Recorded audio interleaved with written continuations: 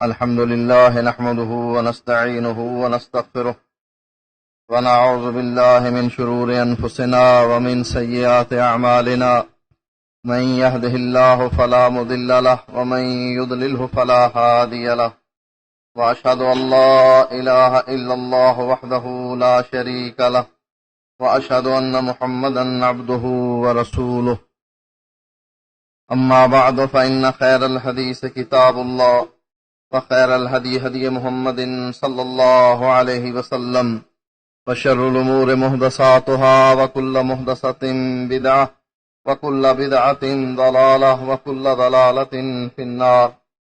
فأعوذ بالله السميع العليم من الشيطان الرجيم. بسم الله الرحمن الرحيم.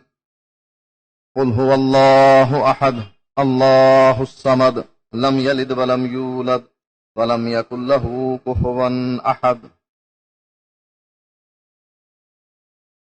روشنی کے لیے محنت کی ضرورت ہے اور اندھیرے کے لیے محنت کی کوئی ضرورت نہیں.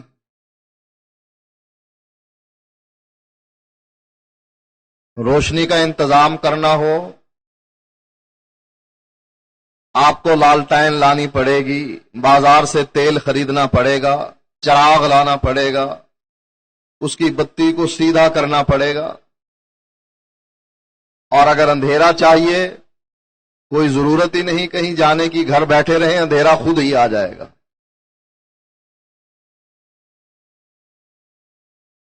پاس ہونے کے لیے محنت کی ضرورت ہے، کیا فیل ہونے کے لیے بھی محنت کی ضرورت ہے؟ پاس ہونے کے لیے طالب علم رات کو پڑھتا ہے، فجر کی نماز کے بعد پڑھتا ہے، الارم لگا کر بیٹھتا ہے میں نے اتنے بجے پڑھنا ہے، اتنے بجے سونا ہے. اور ایک طالب علم نے اگر فیل ہونا ہو کیا اس کے لیے بھی اپنے اوقات مقرر کرنا ضروری ہے؟ جب فیل ہی ہونا ہے تو کوئی ضرورت نہیں.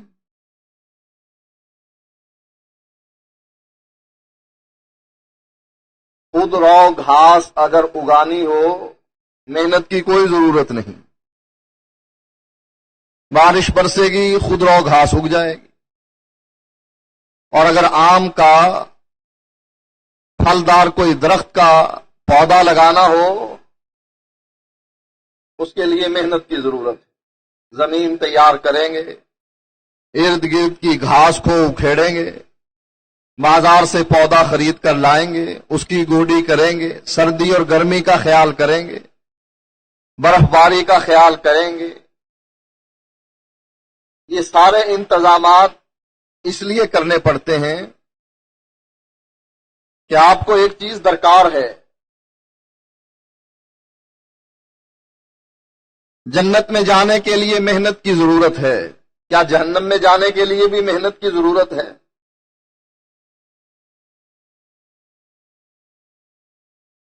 اللہ کی بات نہ مانیں، اللہ کی وحدانیت کو نہ مانیں، خود بخود جہنم میں جائیں گے.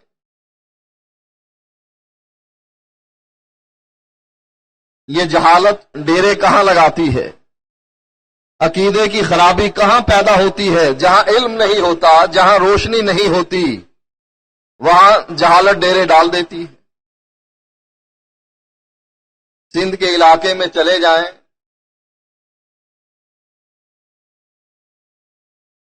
بتا دیں کسی کو کہ یہ پیر صاحب آئے ہیں، بس آپ کی وہ پوجا کی جائے گی کہ آپ کے وہم و گمان میں بھی نہیں ہوگا. ہمارے ایک ساتھی بتا رہے تھے کہ سیالکوٹ سے ایک شخص غربت کا مارا ہوا سندھ میں چلا گیا،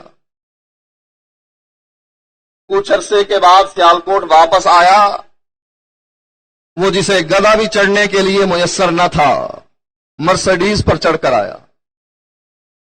ساتھ 2-4 گن مین ہیں، 2-4 اور حاشیہ نشین ہیں. اس کی آواز پہچان کر ایک شخص کہنے لگا، ارے تو وہی میراسی نہیں، سیالکوٹ کا میراسی، تیرا باپ جو ہے وہ محفلوں میں آ کر یہ گانا بجانا کرتا تھا، لوگوں کو ہنسایا کرتا تھا اور تجھے پیسے مل جایا کرتے تھے. کہا خاموش، میرے گھر آنا میں پھر بتلاؤں گا. گھر چلے گئے، گھر بھی کیا ٹھاٹھ کا اس نے بنا لیا. کہا یہ ساری کرامات میری سندھ جانے کی ہیں. میں وہاں چلا گیا اور دیکھو مجھے کیسا رنگ لگ گیا. اب سندھ میں یا دیہاتی علاقوں میں جہالت ہی جہالت ہے. جو مولوی کہہ دے بس. پیر کی پھوک سے بیٹا بھی پیدا ہو رہا ہے، بیٹی بھی پیدا ہو رہی. عقیدے کی سب سے زیادہ خرابی ان دیہاتی علاقوں میں، سندھ کے علاقوں میں جہاں دنیاوی تعلیم نہیں پہنچی. دنیاوی تعلیم چاہے اپنی جتنی مرضی خرابیاں لے آئے، لیکن کم از کم انسان کی آنکھیں ضرور کھول دیتی ہے.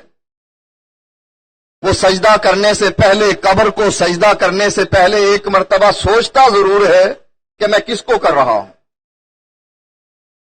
یہ ہے کون جس کو میں سجدہ کر رہا ہوں؟ مر گیا تھا، اس کو میں نے نہلایا، کفنایا، دفنایا.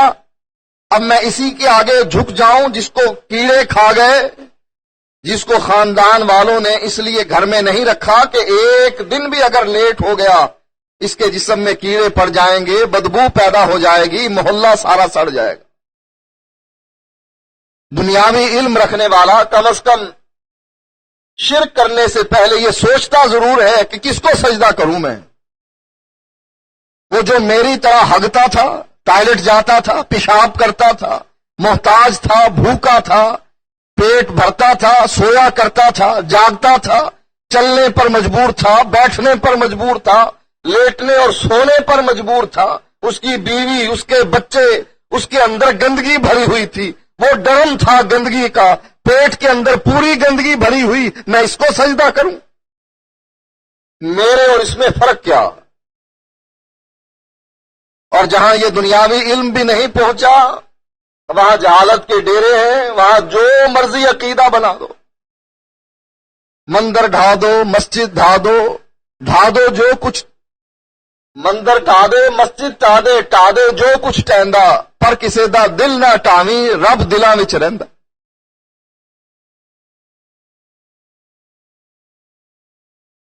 اللہ کا گھر مومن کا دل.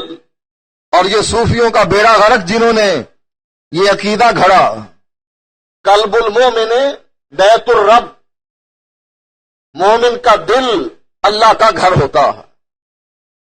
اس لیے مسجد گرانے میں کوئی حرج نہیں، مندر گرانے میں کوئی حرج نہیں، لیکن کسی کا دل نہ دکھانا. کیوں؟ دلوں میں اللہ رہتا. اللہ کو اور گھر کوئی نہیں ملا. یہ خون کا منبع، یہ گوشت کا لوتھڑا، یہاں پر اللہ تعالیٰ نے اپنا ٹھکانہ بنا لیا. اب ہے اللہ کتنا سا چھوٹا سا جو دل میں آ گیا. یہ جہالت اور عقیدے کی خرابی کہاں سے پیدا ہوئی؟ اس جہالت کی وجہ سے کہ نہ دنیا کا علم نہ دین کا علم. اس لیے جو چاہے عقیدہ اپنا لو.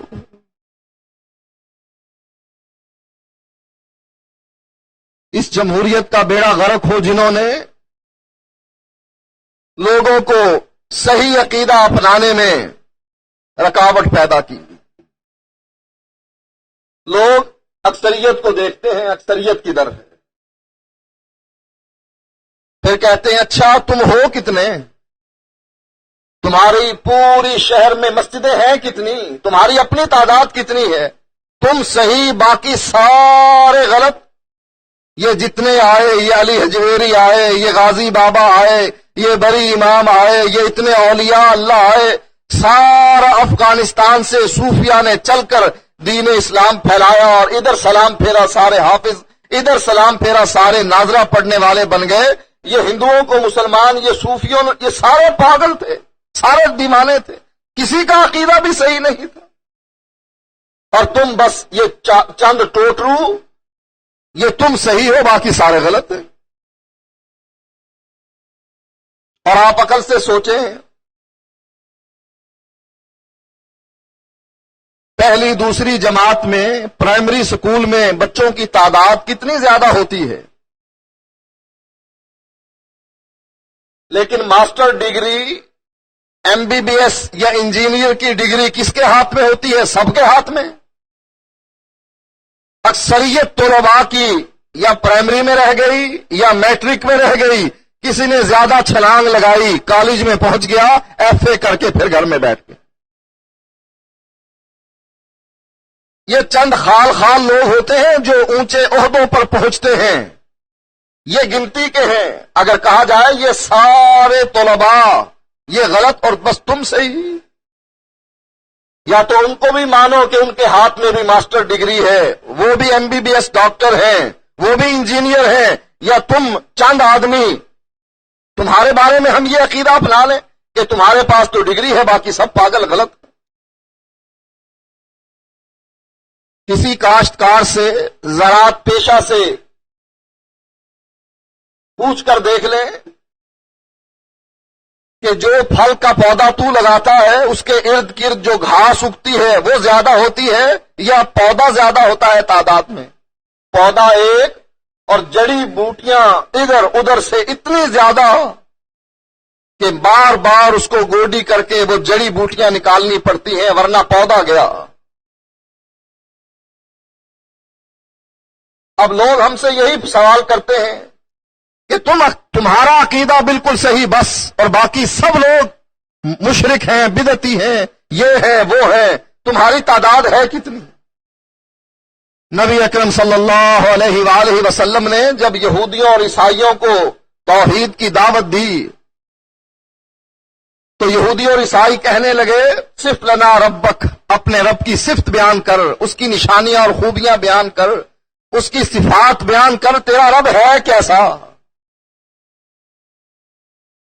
اللہ کے نبی نے فرمایا ایمان لے آؤ، اے یہودیوں، اے عیسائیوں، اے مکے کے مشرکوں، ایمان لے آؤ۔ کہتے اچھا ایمان لے آئیں، بتا تو صحیح کس پر ایمان لائیں، تیرا رب ہے کیسا، اس کی کیا خوبیاں ہیں، کیا نشانیاں ہیں، کیا اس کی تعریف ہے؟ نبی اکرم صلی اللہ علیہ وآلہ وسلم نے بیان فرمایا قل هو اللہ احد۔ اللہ نے اپنے نبی پر وحی کیا کی، اے نبی ان کو بتلا دے، یہ تیرے رب کے بارے میں پوچھنا چاہتے ہیں۔ قل هو اللہ احد، کہہ دے اللہ ایک ہے، اللہ الصمد، اللہ بے نیاز ہے، لم یلد ولم یولد، نہ اس نے کسی کو جنا نہ اس سے کوئی جنا گیا، ولم یکن لہ کفوا احد، اور نہ اس کی کوئی برابری کرنے والا۔ اب گیا یہودیوں کا عقیدہ عزیر ابن اللہ کہ عزیر اللہ کے بیٹے ہیں، گیا عیسائیوں کا یہ عقیدہ کہ المسیح ابن اللہ، عیسیٰ علیہ السلام اللہ کے بیٹے ہیں، مکے کے مشرکوں کا یہ عقیدہ کہ وہ خرقوا لہ بنین و بنات بغیر علم، کہ انہوں نے اللہ کے بیٹیاں اور بیٹے بنا رکھے ہیں، ان کا بھی عقیدہ گیا۔ صافی عقیدہ کیا رہا؟ صافی اور صحیح عقیدہ یہ باقی رہا اللہ ایک، اس کا کوئی شریک نہیں، وہ بے نیاز ہے، نہ اس کا کوئی بیٹا ہے، نہ بیٹی ہے، نہ باپ ہے، نہ کوئی رشتہ دار ہے، نہ اس کی بیوی ہے، نہ اس کی برادری ہے، وہ اکیلا ہے، ہمیشہ سے ہے، ہمیشہ رہے گا، ساری دنیا فنا ہو جائے گی، اس کو فنا نہیں۔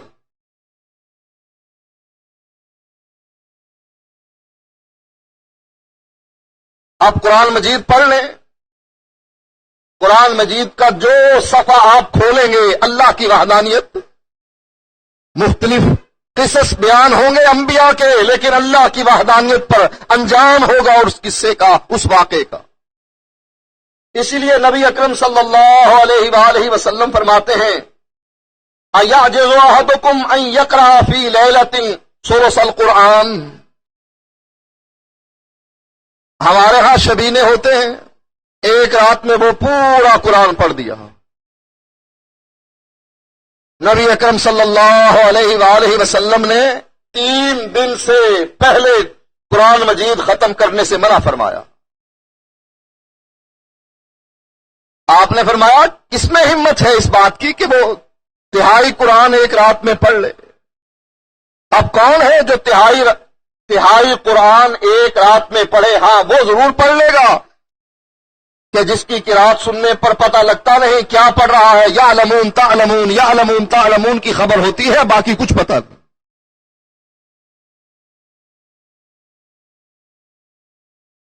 ملتان میں ایک قاری صاحب تھے، اس کی غلطیاں نکالنے کے لیے ایک حافظ تیار ہو گیا، کہ چلے اس حافظ کی غلطیاں نکالیں گے. اس کو بھی پتہ لگ گیا کہ آج میرے پیچھے حفاظ کھڑے ہیں میری غلطیاں پکڑنے کے لیے.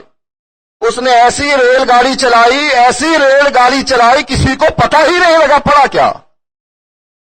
ایسا پڑھنے والا جو شبینے میں پڑھتا ہے، جس کی سرپرستی ہماری حکومت بھی کرتی ہے کہ ان لوگوں کو شبینوں میں لگا دو، پتہ نہیں قرآن کے اندر ہے کیا، بس قرآن پڑھ لیا، میرا بیٹا حافظ بن گیا، اسی پر خوش ہے. نبی اکرم صلی اللہ علیہ وآلہ وسلم کے صحابہ نے جب یہ سنا اپنی عاجزی کا اظہار کر دیا. آپ نے فرمایا قل هو اللہ احد تعدل ثلث القرآن. صرف قل هو اللہ احد یہ اکیلی سورت تہائی قرآن کے برابر ہے. اب اس کی یہ فضیلت کیوں ہے؟ اس میں اللہ کی وحدانیت ہے. جس چیز کے لیے یہ پوری کائنات بنی، اس میں اس سورت میں اس چیز کا تذکرہ ہے. اور جس چیز کے اختتام پر یہ کائنات مٹا دی جائے گی، جب وہ چیز نہ رہے گی یہ کائنات بھی مٹ جائے گی، اس سورت میں اس چیز کا تذکرہ. نبی اکرم صلی اللہ علیہ وآلہ وسلم فرماتے ہیں قیامت اس وقت قائم ہوگی جب اللہ کا نام لینے والا اس روئے زمین پر کوئی نہیں ہوگا.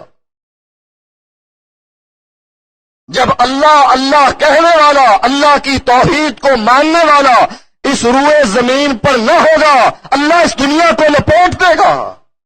یہ کائنات بنی کیوں؟ اللہ کی عبادت اور وحدانیت کے لیے.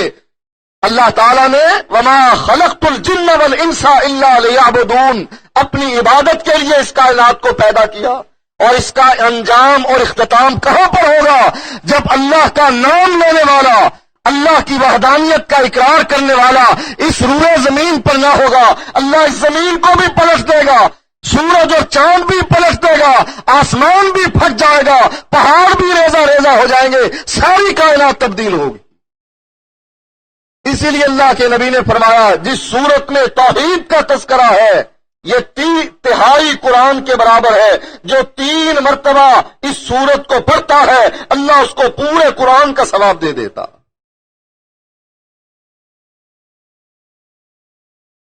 ایک صحابی بیان کرتے ہیں کہ اقبلت مع النبی صلی اللہ علیہ وآلہ وسلم فسمع رجلا يقرأ قل هو اللہ احد اللہ الصمد. میں نبی اکرم صلی اللہ علیہ وآلہ وسلم کے ساتھ آ رہا تھا.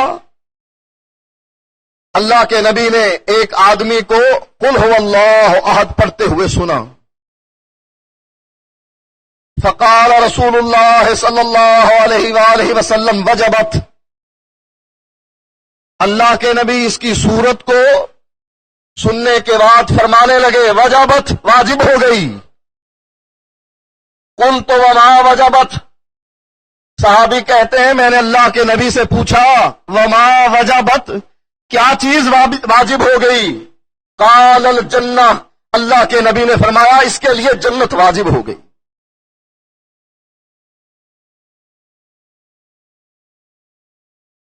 اسی لیے حضرت عثمان پریشان تھے کہ وہ اللہ کے نبی سے یہ پوچھ نہ سکے کہ اللہ کے نبی ہماری نجات کیسے ہوگی.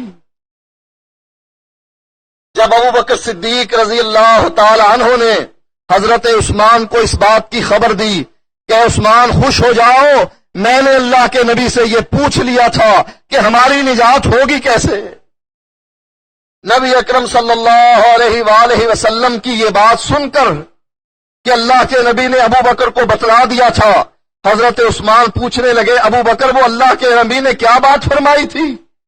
ابو بکر کہنے لگے عثمان اللہ کے نبی نے فرمایا تھا وہ کلمہ جو میں نے اپنے چچا پر پیش کیا اور اس نے انکار کر دیا وہ کلمہ ہماری نجات کا مدار ہوگا، جس کا کلمہ صحیح ہوگا وہ جنت میں ورنہ جہنم میں. قل هو اللہ احد اس میں توحید ہے اور کلمے میں توحید ہے. جس آدمی کا کلمہ صحیح یا جس آدمی نے توحید کا اقرار ایسے کیا کہ اللہ ایک ہے، اللہ بے نیاز ہے، نہ اس نے کسی کو جنا اور نہ وہ کسی سے جنا گیا، اور نہ اس کی کوئی برابری ہمسری کرنے والا ہے، اس کی توحید پختہ ہے اور یہ شخص جنتی ہے۔ اسی لیے اللہ کے نبی فرماتے ہیں وجبت، صحابی پوچھتا ہے اے اللہ کے نبی وما وجبت، کیا چیز واجب ہوئی؟ فقال الجنہ، اللہ کے نبی فرماتے ہیں اس پر جنت واجب ہو گئی۔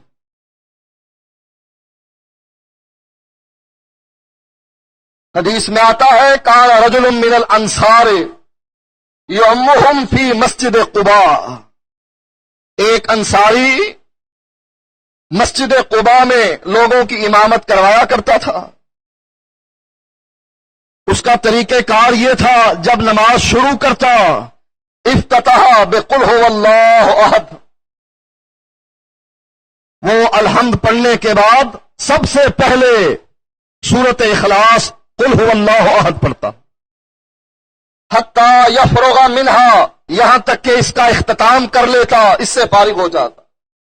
ثم یقرأ بسورۃ اخری معها، پھر اس کے ساتھ ایک کوئی اور سورت ملا دیا کرتا۔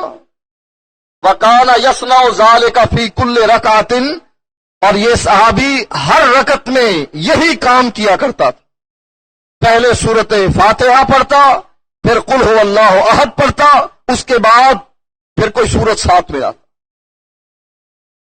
لوگوں نے اعتراض کیا کہ دیکھ قل هو اللہ احد یہ پوری سورت ہے، اگر تو یہ پڑھ لے یہی کافی ہے، اور اگر تو نے یہ نہیں پڑھنی کوئی اور سورت پڑھ لے۔ یہ کیا طریقہ کار ہے کہ ہر رکعت میں تو قل هو اللہ احد پہلے پڑھتا ہے، بعد میں کوئی اور سورت پڑھتا ہے؟ وہ کہنے لگا، لوگ اس سے کہنے لگے فَإِمَّا أَن تَقْرَأَ بِهَا وَإِمَّا أَن تَدَعَهَا، بہتر یہی ہے یا تو اسی کو پڑھ صرف قل هو اللہ احد، وَأَن تَدَعَهَا وَتَقْرَأَ بِسُورَةٍ أُخْرَى، یا ایسے کر اس کو چھوڑ دے کوئی اور سورت پڑھ لے۔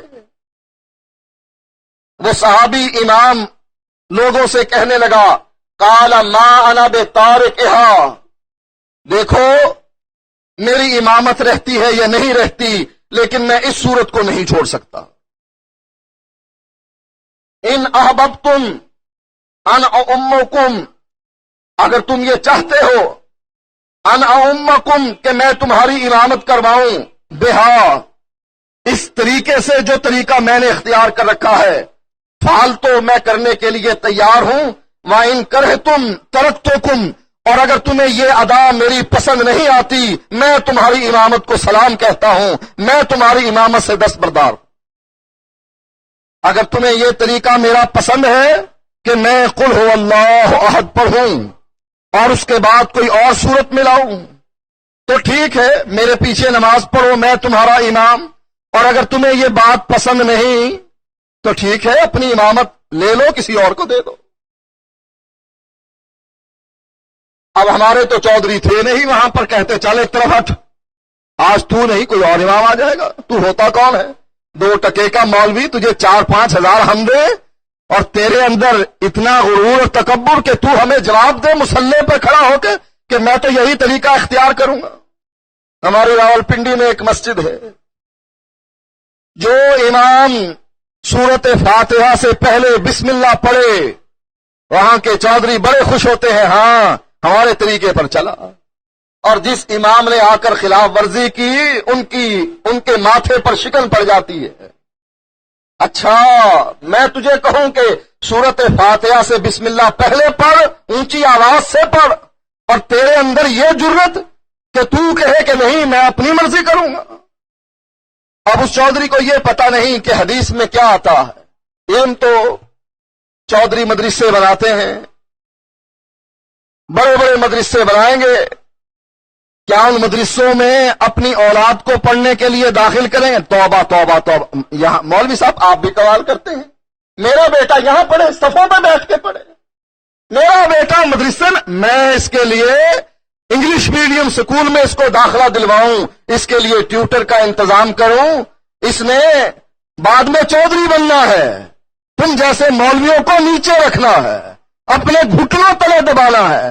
اگر یہ بھی تمہارے ساتھ مصلی پر بیٹھ کر پڑھا، تمہارے اور اس کے درمیان کوئی فرق نہ رہا، اس کا سٹیٹس اونچا ہے اور تم کمی کمین نیچے۔ حدیث میں آتا ہے، صحابی بیان کرتا ہے، نبی اکرم صلی اللہ علیہ وآلہ وسلم اور ابو بکر اور عمر جب بھی افتتاح قرات جب بھی قرات کا افتتاح کرتے، شروع کرتے، کہاں سے شروع کرتے؟ الحمدللہ رب العالمین، الحمدللہ رب العالمین سے شروع کرتے۔ یہ نبی کا تھا، لیکن کبھی کبھی اللہ کے نبی بسم اللہ جہری بھی پڑھ دیا کرتے تھے۔ تو سنت طریقہ یہ ہے کہ بسم اللہ کبھی کبھی جہری سورت فاتحہ کے ساتھ پڑھ لینی چاہیے، لیکن دائمی یہ طریقہ اختیار نہیں کرنا چاہیے۔ اب وہاں چودھری تو تھے نہیں صحابہ کے دور میں کہ اس امام کو اٹھا کر کہتے پیچھے ہٹ، وہ امامت کرواتا رہا بدستور، لیکن دل میں لوگوں کے غصہ ضرور تھا۔ نبی اکرم صلی اللہ علیہ وسلم آئے، فلما آتاہم النبی اخبروہ الخبر، جب اللہ کے نبی مسجد قباء میں تشریف لائے، لوگوں نے اللہ کے نبی کو بتلایا کہ اللہ کے نبی یہ امام یہ حرکت کرتا۔ فقال یا فلان، اللہ کے نبی پوچھنے لگے امام سے، اے فلان، ما یمنعک مما یامر بہ اصحابک، تو اپنے ساتھیوں کی بات کیوں نہیں مانتا؟ ما یمنعک، کیا چیز تجھے منع کرتی ہے؟ مما یامر بہ اصحابک، جو ساتھی تیرے ساتھی تجھے حکم دے رہے ہیں، کیا چیز منع کرتی ہے کہ تو ان کی بات نہیں مانتا؟ وما یحملک ان تقرأ ہذہ السورۃ فی کل رکعۃ، اور کیا چیز تجھے مجبور کرتی ہے کہ تو یہ سورت ہمیشہ ہر رکعت میں پڑھے؟ فقال یا رسول اللہ، وہ امام کہنے لگا کہ اے اللہ کے نبی، انی احبھا، مجھے اس سورت سے محبت ہے۔ فقال یا رسول اللہ، جواب میں امام کیا کہنے لگا؟ انی احبھا، مجھے اس سورت سے محبت ہے۔ فقال رسول اللہ صلی اللہ علیہ وسلم، ان حبھا ادخلک الجنہ، اللہ کے نبی نے فرمایا تیری اس محبت کی وجہ سے، یہ تیری سورت قل هو اللہ سے، سورت اخلاص سے جو محبت ہے، تیری یہ محبت تجھ کو جنت میں پہنچا دے۔ سورت اخلاص سے محبت اس کی کیوں ہے؟ اس میں عقیدہ توحید ہے، اللہ کی وحدانیت کا اقرار ہے، اس کی شہادت ہے۔ اسی لیے نبی اکرم صلی اللہ علیہ وآلہ وسلم فرماتے ہیں، مؤذن آذان دیتا ہے، آذان میں یہ کلمات کہتا ہے، اشہد ان لا الہ الا اللہ، اشہد ان محمد رسول اللہ۔ اللہ کے نبی فرماتے ہیں قیامت کے دن کوئی چیز، چاہے وہ تر ہے، چاہے وہ خشک ہے، چاہے وہ پتھر ہے، چاہے وہ درخت ہے، چاہے انسان ہے، چاہے حیوان ہے، چاہے جن ہے، چاہے فرشتے ہیں، اللہ کی جتنی مخلوق ہے، قیامت کے دن میدان محشر میں اللہ کے سامنے پیش ہو کر گواہی دے گی کہ اللہ تیرا یہ بندہ تیری وحدانیت کا اقرار کیا کرتا تھا۔ جب لوگ اس بات کی گواہی دیں کہ اللہ یہ بندہ تیری وحدانیت کا اقرار کیا کرتا تھا، لا الہ الا اللہ کی صدا بلند کرتا تھا، اور اللہ کے نبی فرماتے ہیں یہ لا الہ الا اللہ جنت میں جانے کے لیے کافی ہے۔ سوچئے جب ساری مخلوق مل کر اس بات کا اقرار کر رہی ہے، اس کا مقام اور مرتبہ کتنا اونچا ہو۔ اسی لیے نبی اکرم صلی اللہ علیہ وآلہ وسلم فرماتے ہیں جن کو جگہ نہیں ملتی وہ پیچھے مکان میں ٹینٹ لگا ہوا ہے وہاں چلے جائیں۔ اسی لیے نبی اکرم صلی اللہ علیہ وآلہ وسلم فرماتے ہیں کہ قیامت کے دن سب سے اونچی گردن یہ فخر کی علامت ہے، یہ فضیلت کی علامت ہے۔ اللہ کے نبی نے فرمایا قیامت کے دن سب سے اونچی گردن مؤذن کی ہوگی جو اللہ کی وحدانیت اور نبی کی رسالت کا اقرار ہی نہیں کرتا بلکہ لوگوں کو سناتا ہے، میں گواہی دیتا ہوں کہ اللہ کے علاوہ کوئی الہ نہیں، محمد الرسول اللہ کے علاوہ کوئی رسول نہیں۔ عقیدہ توحید اپناؤ کیسا؟ فَإِنْ آمَنُوا بِمِثْلِ مَا آمَنْتُمْ بِهِ فَقَدْ اهْتَدَوْا، عقیدہ توحید وہ اپناؤ جو صحابہ نے اپنایا، وہ نہ اپناؤ جو صوفیوں نے اپنایا کہ قلب المؤمن بیت الرب، کہ بندے کا دل اللہ کا گھر ہے، مندر اور مسجد گرا لیکن کسی کا دل نہ دکھا۔ قیامت کے دن کون سا عقیدہ کام آئے گا؟ لوگوں سن لو غور سے، جن لوگوں نے عقیدہ توحید کو اپنا نہیں رکھا وہ میری بات کو غور سے سنیں، اس کو یاد رکھیں، اپنے بچوں اور بیوی کو جا کے سنائیں کہ عقیدہ توحید کون سا کام آئے گا؟ جو صحابوں نے اپنایا وہ عقیدہ کام آئے گا قیامت کے دن، اور جو آپ کے مولوی اور صوفیوں نے بتایا وہ عقیدہ کبھی بھی کامیاب نہیں آئے گا، آپ یہاں بھی ذلیل اور آخرت میں بھی ذلیل۔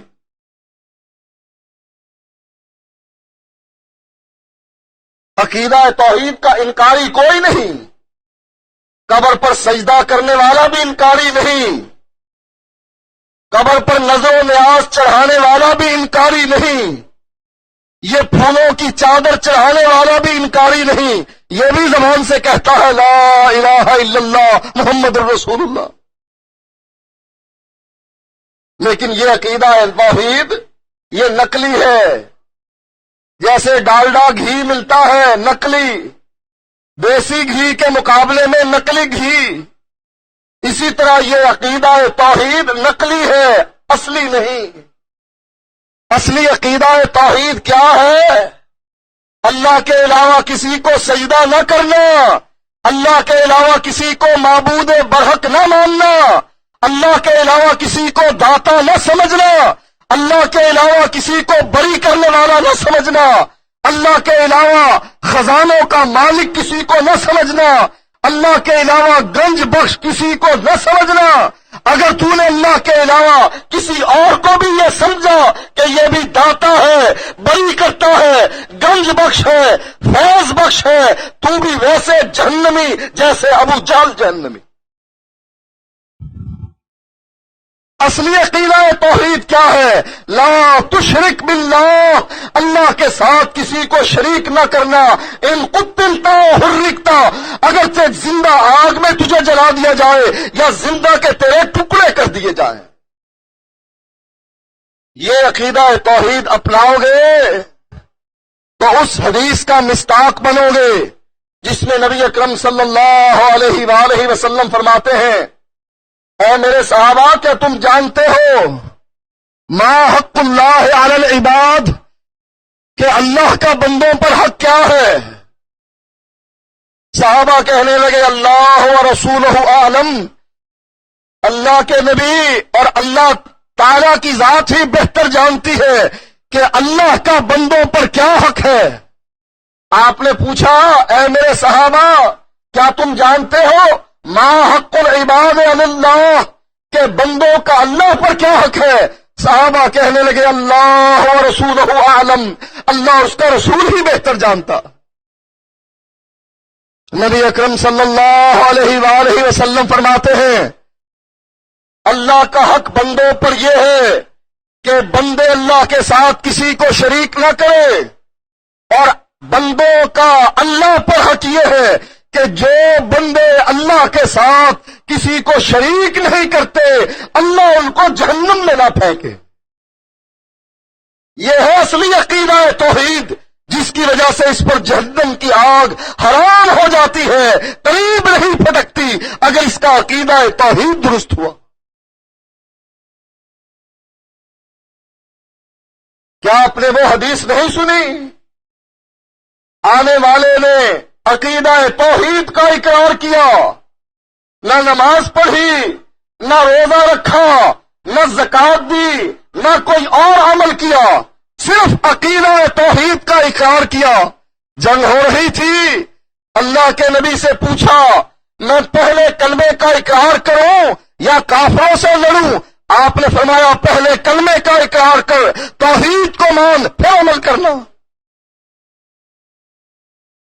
آج ہمارے معاشرے کی برائی یہ بھی ہے، بھئی اللہ کی نماز پڑھنی چاہیے جیسے پڑھ لو، اللہ کو ماننا چاہیے جیسے مان لو، اور اگر کہیں بیوی کو ماننا چاہیے جیسے مانو، چاہے ماں مان لو، کہا توبہ، تو حرام حرام حرام۔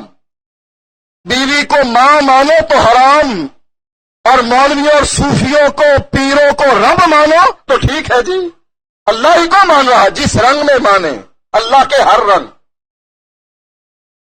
اللہ کو راضی کرنا۔ تبلیغی جماعت اٹھتی ہے، لوگوں کو گھیر کے لے آتی ہے، آؤ دکان سے، آؤ مسجد میں آؤ، باتیں ہوں گی، فائدہ ہوگا، آؤ نماز کے لیے۔ ارے جس کو تو نماز پڑھانا چاہتا ہے، پہلے اس کا عقیدہ تو پوچھ، یہ قبروں کا پجاری اور تو اس کو نماز کی دعوت دیتا ہے۔ قبروں کے پجاری کے لیے سب سے پہلے دعوت کیا ہے؟ چھوڑ ان قبروں کو، کفر کر قبر والوں سے، انکار کر ان پیروں اور ولیوں کا، اور کہہ لا الہ الا اللہ، اللہ تیرے ہاتھ میں سب کچھ، یہ سب فقیر۔ جب تک فمن یکفر بالطاغوت ویؤمن باللہ، جب تک اللہ کی وحدانیت پر تیرا ایمان نہیں، ان پیروں اور فقیروں کے ساتھ تو کفر نہیں کرتا، اس وقت تک تیرا عقیدہ توحید بیکار ہے۔ ہماری ایک برائی معاشرے کی یہ بھی ہے، بس عمل کرو جس طریقے سے بھی کرنا چاہتے، نہیں، اللہ کے نبی نے فرمایا عمل بعد میں، پہلے اپنا عقیدہ درست کر۔ عقیدہ درست کیا، جنگ میں شریک ہوا، پہلے ہی رحلے میں شہید۔ اللہ کے نبی کے سامنے جب اس کی لاش لائی گئی، نبی اکرم صلی اللہ علیہ وآلہ وسلم نے فرمایا ما صلی، اس نے نماز نہیں پڑھی، وما صام، اس نے روزہ نہیں رکھا، لیکن میں نے اس کے سرہانے جنت کی 70 حوروں کو بیٹھے دیکھا۔ اسے کیا چیز لے گئی جنت میں؟ نماز، روزہ، حج یا زکوٰۃ، وقت ہی نہیں ملا اس کو نماز پڑھنے کا۔ کلمہ توحید، عقیدہ توحید اس کا درست تھا، سیدھا جنت میں گیا۔ کما قال۔ آج ہم جو زور زیادہ دیتے ہیں، ہماری بحثیں رفع الیدین اور آمین پر نہیں، کہیں تذکرہ آ جائے یہ اللہ کی نبی کی سنت ہے، جو نبی سے محبت کرتا ہے اس کا فرض بنتا ہے نبی کی سنت پر چلے۔ لیکن ہمارے خطبوں کی بنیاد یہ معمولی مسائل نہیں، ہمارے خطبے کی بنیاد یہ بنیاد ہے عقیدہ توحید۔ اب آپ یہ دیکھ لیں، 7 مسجد کے ساتھ ڈی پی سی ڈل رہی ہے، بنیادیں پڑ رہی ہیں۔ اب یہ بنیادیں اینٹوں پر بھی بن سکتی ہے، 2-3 منزلہ اینٹوں پر بھی بن سکتی ہے، لیکن نیچے پانی ہے۔ ہو سکتا ہے بنیادیں دراڑ پڑ جائے، بلڈنگ بیٹھ جائے، پلستر پھٹ جائے، دیواریں پھٹ جائے۔ ہم نے بنیادوں کو کیسے پختہ کیا؟ سریا ڈالو، کنکریٹ ڈالو، جتنا خرچہ آتا ہے آئے، لیکن بنیاد پختہ ہو، آئندہ 5 منزلہ 6 منزلہ چلے جائے، کوئی پرواہ نہیں۔ اگر عقیدہ توحید ایسے ہی پختہ ہوا، مار مار کر، کوٹ کوٹ کر اتنا پختہ کر دیا کہ نرمی کی کہیں بھی گنجائش نہیں، یہ اکیلا کھڑا ہے، جیسے ابراہیم علیہ السلام اکیلے کھڑے ہیں۔ باپ کہتا ہے گھر چھوڑ دے، کہاں چھوڑ دیا۔ برادری کہتی ہے شہر سے نکل جا، نکل گیا۔ بادشاہ نے کہا ملک بدر کر دو، کہا نکل جاؤں گا، لیکن اللہ کے دین کو نہیں چھوڑوں گا۔ ہماری دعوت اس عقیدے کی دعوت ہے، اس بنیاد کی دعوت ہے، اور وہ ہمارا ساتھی ہے، اس کی ہم نماز جنازہ پڑھیں گے۔ لوگ آتے ہیں جی میری ماں مر گئی، باپ مر گیا، جنازہ پڑھا دو۔ ہم پوچھتے ہیں اہل حدیث؟ نہیں، اہل حدیث تو نہیں تھا، مسلمان تھا جی، میرا باپ مسلمان تھا، قبروں کو جاتا تھا، اس کو پوچھتا تھا، علی حجویری کے دربار پر نظروں نے، ہاں جی وہ تو جا کر کیا کرے جی، جاہل تھا۔ اور جنازہ پڑھانے کے لیے ہم سے خواہش کہ آپ پڑھا لیں اس کا جنازہ۔ میرے بھائیوں، وہ ہمارا ساتھی ہے جو عقیدہ توحید کا ساتھی ہے، اور جو عقیدہ توحید کا ساتھی نہیں وہ ہمارا دشمن ہے، چاہے باپ ہی کیوں نہ ہو۔ غور سے سن لو، کسی ایسے آدمی کا جنازہ ہم سے خواہش نہ کرنا کہ ہم کسی آدمی کا جنازہ پڑھائیں گے جو قبر پرست ہوا، کمر پرست کے ساتھ ہماری دشمنی ہے، وہ چاہے جاہل ہے یا مولوی ہے، وہ ہمارا دشمن، وہ ہمارا بھائی نہیں، وہ رشتہ دار نہیں، ایک دور کا جس سے ہمارا کوئی تعلق نہیں، لیکن کلمے کا تعلق ہے کہ یہ لا الہ الا اللہ کا ساتھی ہے، وہ ہمارے سگے بھائی سے زیادہ ہمیں پیارا۔ یہ کلمہ توحید، عقیدہ توحید، اس کو اپناؤ، اس کے بغیر سارے اعمال برباد ہیں۔ اصل کامیابی اس کو ملے گی جو اس عقیدہ توحید کو اپنائے گا۔ وآخر دعوانا الحمدللہ۔